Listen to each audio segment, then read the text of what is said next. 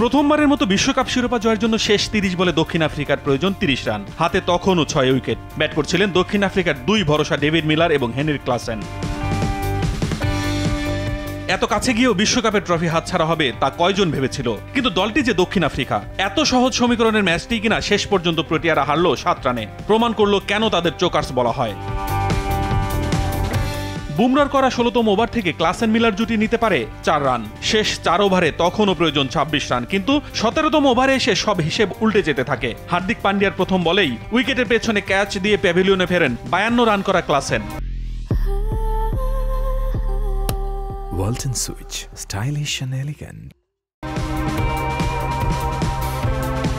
পরের ওভারে জনসনের উইকেট সহ মাত্র ২ রান দিয়ে ভারতকে জয়ের স্বপ্ন দেখান টুর্নামেন্ট সেরা জাসপ্রীত বুমরা। ১৯তম ওভারে বোলিংয়ে আসেন আর্শদীপ, যে ওভার থেকে মাত্র ৪ রান নিতে পারে প্রোটিয়ারা। শেষ ওভারে তাই প্রয়োজন হয় ১৬ রান, যেখানে পান্ডিয়ার প্রথম বলেই ডেভিড মিলারকে দুর্দান্ত ক্যাচে ফেরান সূর্যকুমার যাদব। পরের ৫ বলে আর ৮ রানের বেশি নিতে পারেনি প্রোটিয়ারা। শিরোপা উল্লাসে মাতে ভারত।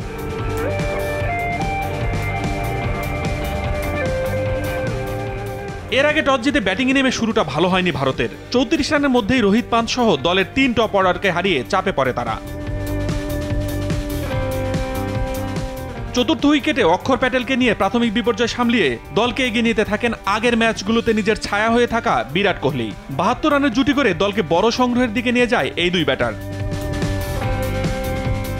৩১ বলে ৪৭ করে অক্ষর প্যাটেল আউট হলেও কোহলি আদায় করে নেন আন্তর্জাতিক টি-২০ ক্যারিয়ারের ৩৮তম অর্ধশতক।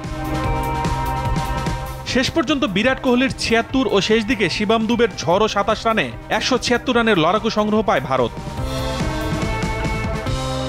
১৭৭ রানের জয়ের লক্ষ্যে ব্যাট করতে নেমে শুরুতেই মাত্র ১২ রানে অধিনায়ক সহ ২ উইকেট হারিয়ে চাপে পড়ে দক্ষিণ আফ্রিকা।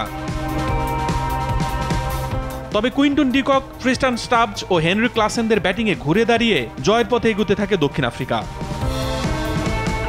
কিন্তু শেষ রক্ষা আর হলো না, আবারও বড় মঞ্চে মুখ থুবড়ে পড়ল ক্রিকেটের চোকার দক্ষিণ আফ্রিকা। আতিকুল ইসলাম শাকিল, RTV।